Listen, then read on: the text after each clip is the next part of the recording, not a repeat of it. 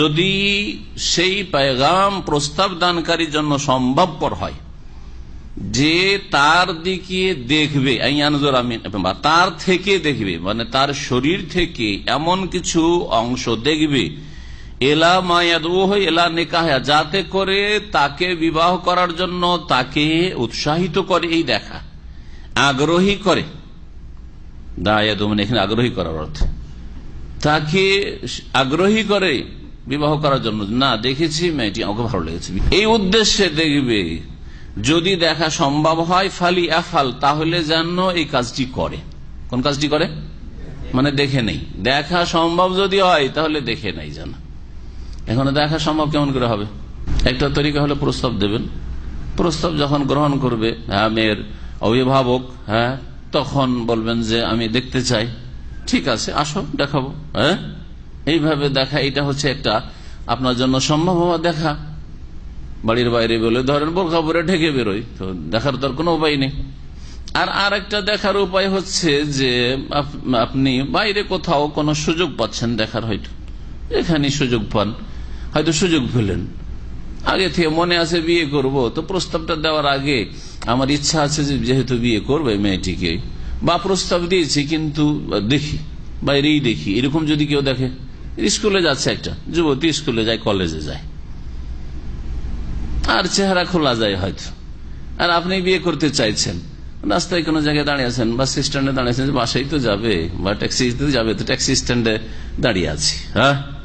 একটা নার্সকে বিয়ে করতে চায়, অনেক আবার এখানে বিয়ে করতে চায়, বুঝছেন না, বাড়ি কোন দেশে আর কোন দেশে বিয়ে করতে চায়। জি, স্থায়ী ভাবে ওর সাথে সংসার করার জন্য না কি যে উদ্দেশ্য আল্লাহ জানে। তার আপনাদের মেজরিটির মতামত হচ্ছে যে তাহলে যদি মেয়ের বাবা বা অভিভাবক ভাই যদি অনুমতি না দেয়, ওদেরকে যদি জানানো না হয়, তো রাস্তাঘাটে দাঁড়িয়ে দেখা যাবে না, নাকি যাকে দেখিনি করা যাবে না, যাবে না। আসছে ভাষ্যকারের ভাষায় শোনাবো। ভাষ্যকার মক্কাতুল মুকাররমার কাজী এবং বড় শেখ, তিনি কি বলতে চেয়েছেন বল। এখন শুনেন যে একটা মাসলা উঠিয়েছিলাম, আর আপনার সবাই এক বাক্যে ফতোয়া দিলেন যে না, বিনা অনুমতি দেখা যায় হবে না। স্কুলে যায়, আমাদের সব অনেকে এরকম করে, স্কুলে মেয়েটি যায় বা কলেজে যায়, রাস্তার পাশে দাঁড়িয়ে আছে, গাছের তলে দাঁড়িয়ে আছে, হেঁটে যাবে দেখবো, রিক্সায় যাচ্ছে দেখবো, রাস্তায় দাঁড়িয়ে আছে, বিভিন্ন জায়গা থেকে, বিদেশ থেকে গেলেও এরকম করে। যাই হোক, যাই করুক, শোনেন মাসলা।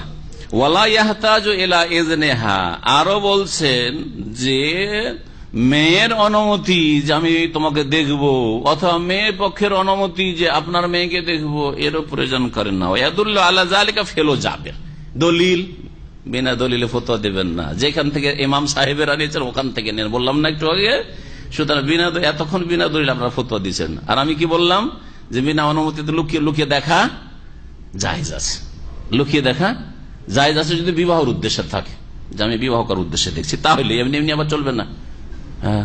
যেমন এইখানে শিখো এরিয়াতে আর লেডিজ মার্কেটে চলে যান, শিখো মার্কেটে আর লেডিজ মার্কেটে চলে যান, সুবহানাল্লাহ। সকালবেলা তো আপনারা ডিউটিতে থাকেন, সকালবেলা একদিন গাড়ি নিয়ে যাচ্ছি শিখো দিয়ে, আর বিভিন্ন হসপিটালের মহিলারা বড় বড় বাসে এসে শপিং করার জন্য নামছে, আর ইন্ডিয়ান, বাংলাদেশি, পাকিস্তানি অনেক মাছি, আদম সন্তান মাছি ভ্যান ভ্যান ভ্যান ভ্যান করছে। আমি বলছি এত মাছি কেন?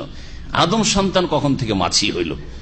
একেবারে ভ্যান ভ্যান করছে, যেমন ছিলা কলা বা খোলা মিষ্টি, আর খোলা মিষ্টির মতোই আসছে, একেবারে মাথা খোলা, চুল খোলা, চেহারা খোলা, এসব মহিলারা আসছে নার্স, মুসলিম অমুসলিম সব শপিং করার জন্য বেহায়া বেপরদা হয়ে।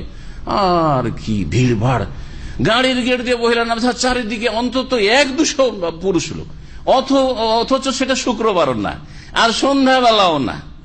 আমি ছেলেদেরকে বাচ্চাদেরকে নেওয়ার জন্য ওই রাস্তা দিয়ে মাদ্রাসা গাড়িতে যাচ্ছি, আশ্চর্য হয়ে গেলাম। জি, এখানে দেখবেন কি আপনারা যাবেন না, মহিলা দেখতে আবার যাবেন না।